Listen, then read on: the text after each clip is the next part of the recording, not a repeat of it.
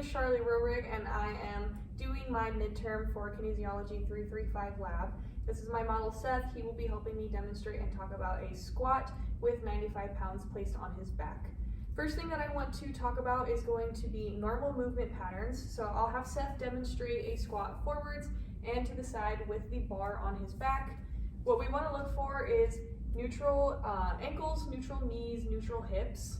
And you also want to look for a neutral spine, no crazy flutter in the knees, and no curvature of the spine. So go ahead and do one forwards and to the side, and then turn to the side.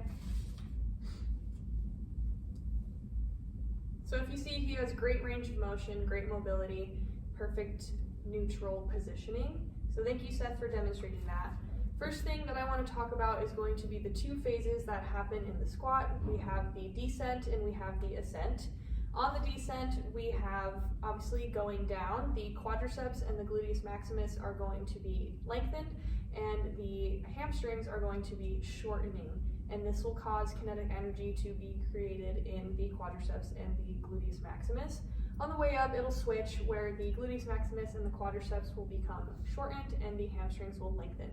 So Seth, go ahead and demonstrate a squat using the bar with the weight on the back.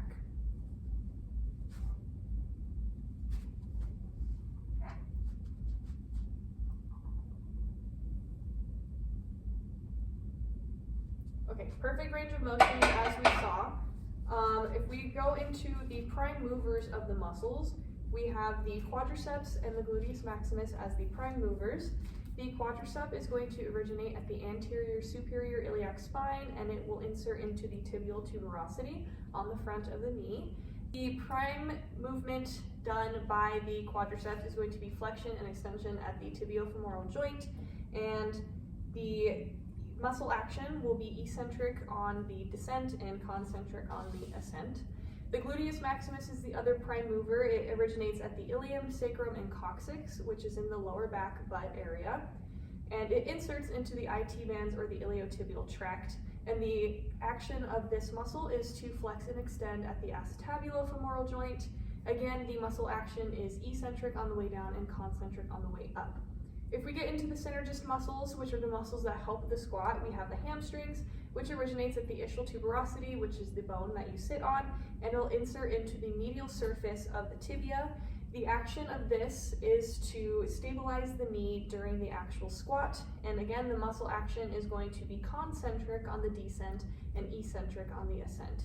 And finally, for our stabilizer muscles, we are going to have the erector spinae, which is the posture muscles. We will have the abdominal muscles, and we will also have the gluteus medius. Now I want to move into functional analysis anatomy. So Seth is going to be squatting while I talk through the length-tension relationship. When Seth squats down, the hamstrings allow the quads and the glutes to lengthen because they shorten, and this is going to create and store potential energy in the quadriceps and the gluteus maximus. This causes the sarcomeres to be at the ideal length to form the max amount of cross bridges.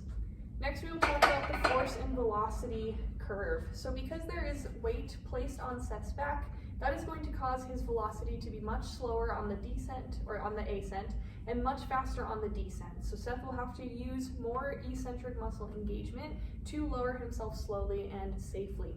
Now, if we talk about required range of motion, Seth should have around 90 degrees of flexion in his hips and his knees.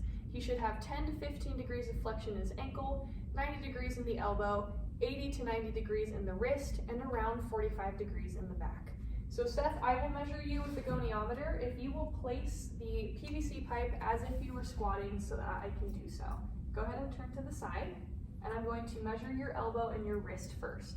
So Seth's elbow is going to be around 75 degrees of flexion.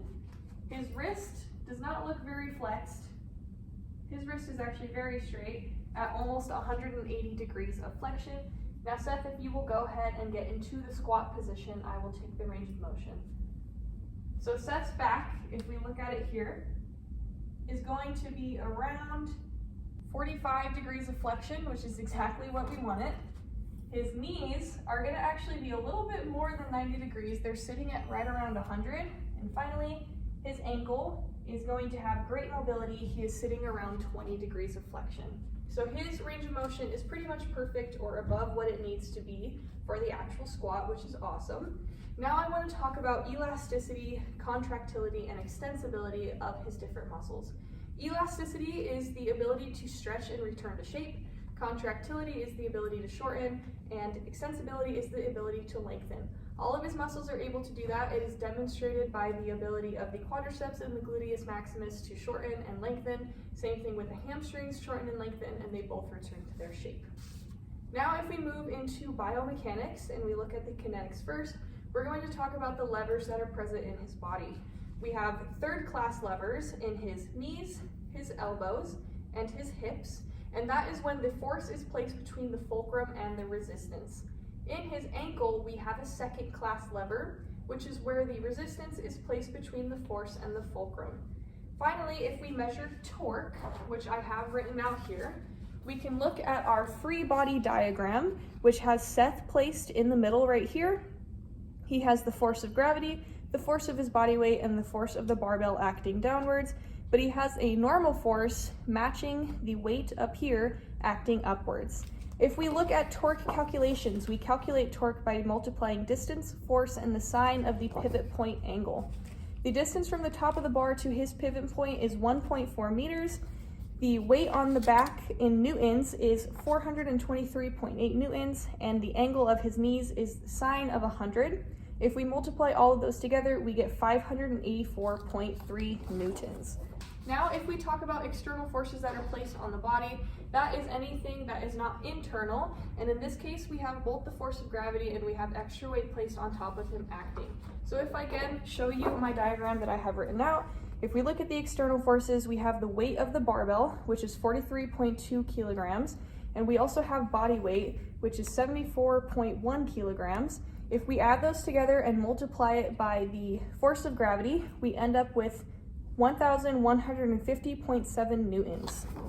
Now, if we talk about internal forces, we are going to talk about the fact that the quads and the glutes are able to contract to produce muscle force to push Seth up when he ascends from the squat. We can also talk about how the hamstrings are able to isometrically and eccentrically contract to stabilize his knee. And we also can talk about how Seth has ligaments within his knee, such as the anterior crucial ligament, posterior crucial ligament, lateral collateral ligament, and medial collateral ligament to stabilize and support his knee and the joint present there.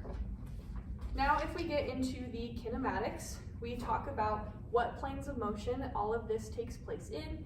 We first have flexion and extension of the knees and the hips, ankle, elbow, and wrists and fingers taking place in the sagittal plane or the x-axis. We also have eversion and supination taking place in the elbow and the ankle, in the transverse plane in the y-axis. Finally, we have abduction of the shoulders taking place in the frontal plane, also known as the z-axis. If we look at force application, we can calculate both work and power for the squat. So if I show you on my diagram, work can be calculated by multiplying force times distance, and if we take the distance from the top of the bar and subtract the distance from the bottom of the bar from that, and we multiply it by 423.8 newtons, which was calculated using torque, we get 194.9 joules of work done.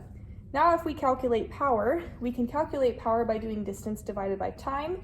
We already have the distance up here, which is 0.46 meters, and we timed Seth's squat to be at 2.04 seconds. So if we do 0.46 meters divided by 2.04 seconds, we get 0.225 joules of power done. Now let's go ahead and apply this knowledge.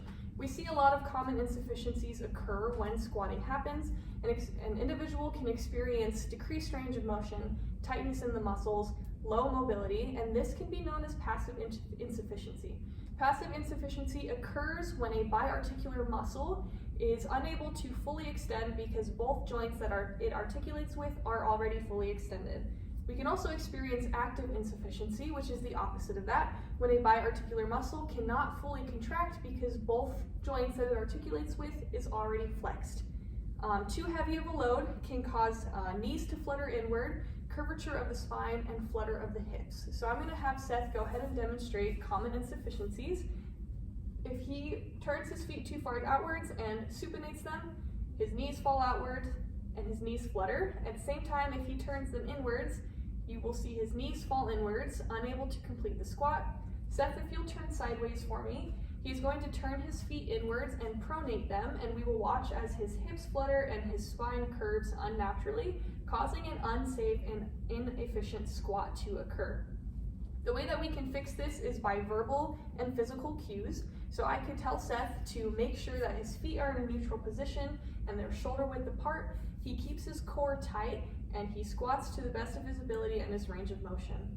Because I told Seth that, his form was fixed perfectly. And because Seth already has perfect range of motion and perfect mobility, his might not always be the best to use verbal cues. So we can also use physical cues, such as myself personally holding on to him to adjust where exactly things are occurring, or I can use something such as a resistance band to cause the squat to happen in the correct range of motion and safely. If we cannot address these insufficiencies like that, we can also use different exercises to strengthen different parts of the movement to do that before we move into a complex squat movement. We can use a leg extension to help directly strengthen the quadricep muscles.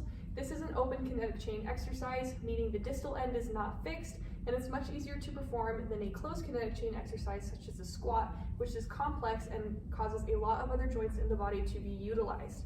We can also use hip thrusts to target the glutes, and they are especially safer if they are taking place on a hip thrust machine. This again directly targets glute muscles and does not involve complex movement patterns such as a squat that involves several other joints to be used.